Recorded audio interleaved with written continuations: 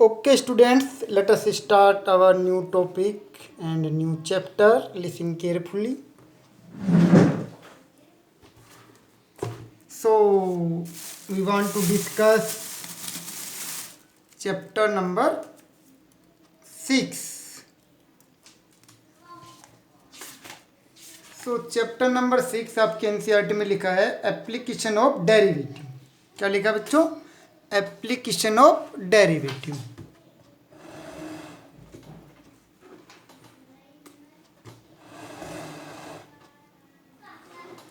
मैं इसको थोड़ा सेट कर लेता हूँ for this. Okay. So application of derivative. Application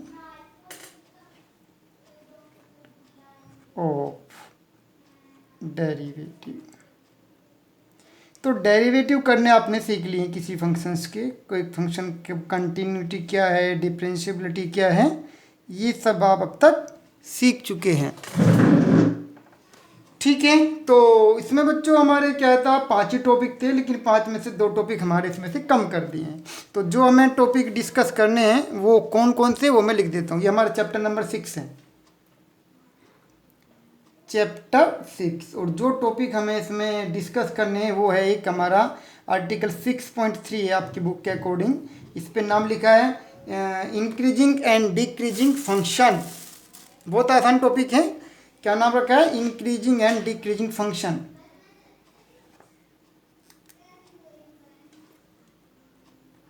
pen नहीं चल रहा है. चल पड़ा. इंक्रीजिंग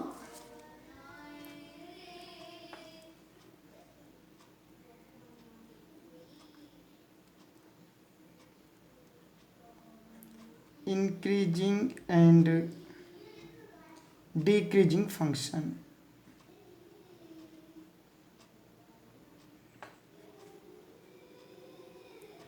चार नंबर का सवाल भी इसमें से आता है. कुछ छोटी छोटी बातें हैं, उनमें से 1-2 नंबर का सवाल बनता है और मोस्टली 4 नंबर का सवाल इस टॉपिक से आता है. एक तो मैं ये टॉपिक डिस्कस करना बच्चों, क्या है? Increasing of function. Increasing decreasing function. दूसरा हमें इसमें जो टॉपिक डिस्कस करना है ये हमारा टेंजेंट एंड नॉर्मल. ये आपका टॉपिक नंबर 6.4 है आपकी बुक में. क्या नाम इसका? Tangent and normal. दूसरे पेन से लिख देता हूँ. Tangent and normal. और एक तीसरा टॉपिक बचता है मैक्सिमा मिनिमा. और यहाँ से 6 नंबर का सवाल आता ही आता है.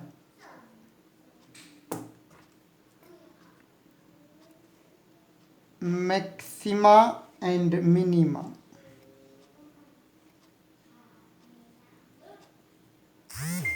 ठीक है बच्चों. तो आज जो हम डिस्कस करेंगे वो हम डिस्कस करेंगे केवल increasing and decreasing function.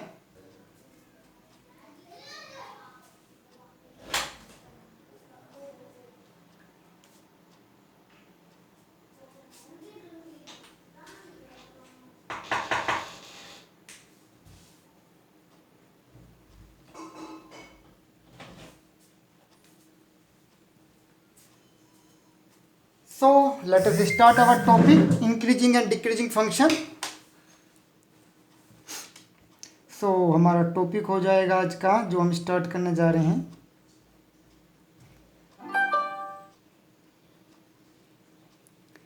Increasing and decreasing function. Increasing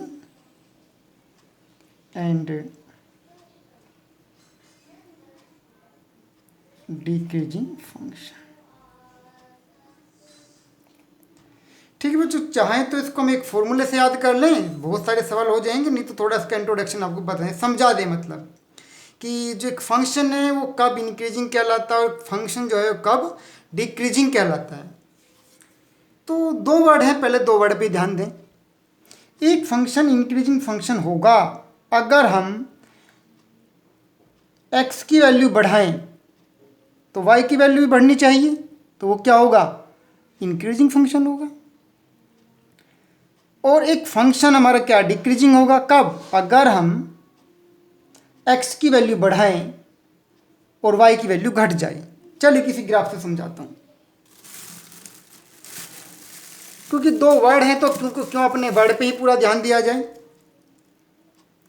तो वर्ड पे अगर हम ध्यान करते हैं तो हम इंक्रीजिंग फंक्शन की बात करते हैं। यहाँ से बहुत सिंपल सी लैंग्वेज में आपको बताता हूँ इंक्रीजिंग फंक्शन क्या होता है।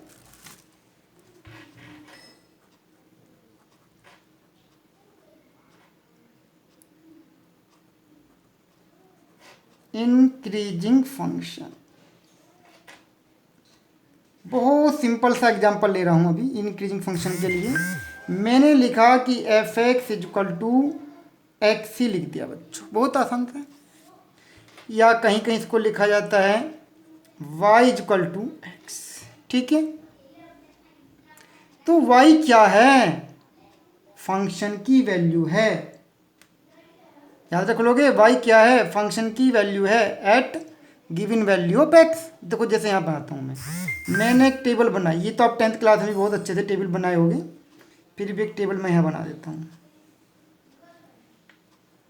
अभी मैं आपको एल्जेब्रिकली बता रहा हूँ, इसको क्या बोलते हैं, डेरिवेशन का यूज करके तो बता ही नहीं रहा हूँ। तो क्या है, मैंने यहाँ लिखा x और यहाँ पे मैंने लिखा एफ एक्स और y, ठीक है। तो मैं कुछ पॉइंट से भी इस पर लिख दूँ। इस फंक्शन का ग्राफ बनाने की कोशिश हम कर रहे हैं कि भी 0 पे 0 आएगा, 1 पे 1 आएगा, 2 पे 2 आएगा, -1 पे -1 आएगा, -2 पे -2 आएगा। और ग्राफ अगर मैं इसका बनाता हूँ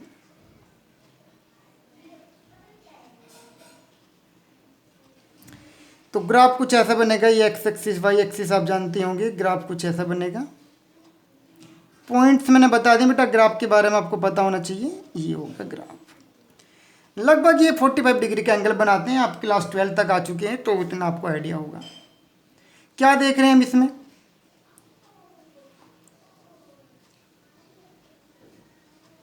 कि देखिए यहाँ पे अगर मैं लिखूँ x इजक्वल टू 1 और यहाँ पे मैं लिखूँ x इजक्वल टू 2, तो यहाँ पर जो है जब मेरे ये हाइट मानिए आप, ये एक्चुअली y क्या है, हाइट है, ये वाली हाइट जो है ये y की वैल्यू ये मानिए आप।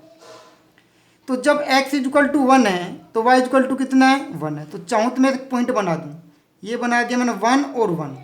और देखो ये जो पॉइंट है ना, इस पॉइंट में ही ये पहले वाला इसको हम x बोलते हैं और जो दूसरे वाला है इसको आप y बोलते हो। अरे y क्या है, y इजक्वल टू ही तो एफ एक्स होता है, ये होता है। तो जैसे आपका x 1 था तो y की वैल्यू 1 थी, और जैसे हमने x इक्वल टू 2 लिखा तो y का वैल्यू भी क्या हुआ, देखो जब हमारा ये x था और ये हमारा क्या था, y था, तो y की वैल्यू क्या है, एफ एक्स है।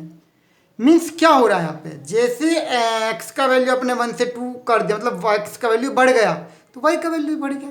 कहीं भी देख सकते हैं आप, किसी भी रियल लाइन पर कोई भी आप पॉइंट उठाइए, आप देखेंगे कि ये एक ऐसा फंक्शन है कि जब हम x का वैल्यू इंक्रीज करते हैं तो y का वैल्यू भी इंक्रीज हो रहा है।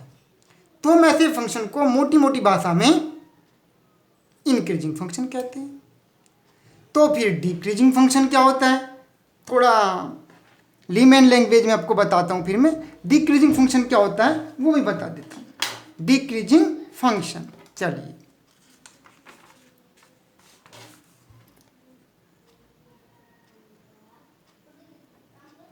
डिक्रीजिंग फंक्शन, देखो बच्चों जब आप इस सवाल को पढ़ रहे थे तो एक फंक्शन आप इसमें लिखें, अगर आप लिखें y इक्वल टू -x, या यूं करके लिखें कि सर हम लिखेंगे f x equal to -x। मैं इस ग्राफ को थोड़ा स्टडी करता हूं कि कैसा ये ग्राफ बनेगा।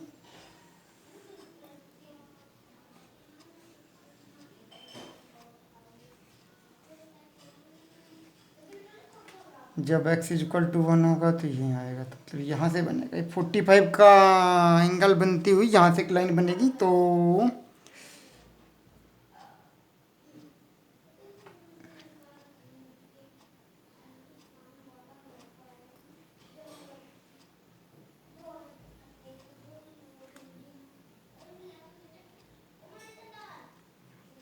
ये कुछ लाइन ऐसी बनेगी। ठीक है, ये आपको बिल्कुल एग्जैक्ट तो नहीं है तो कि भाई स्केल से लेकर या आपको हम प्रोटेक्टर का यूज किए हैं, लेकिन ऐसी ये लाइन बनेगी। मैं यहाँ पे एक्स एक्स लिख देता हूँ, इसको एक्स डैश लिख देता हूँ, इधर वाई और इधर वाई डैश। ये ग्राफ है इसका। अब देखिए मैं इसमें आपको 2 पॉइंट बताता हूँ।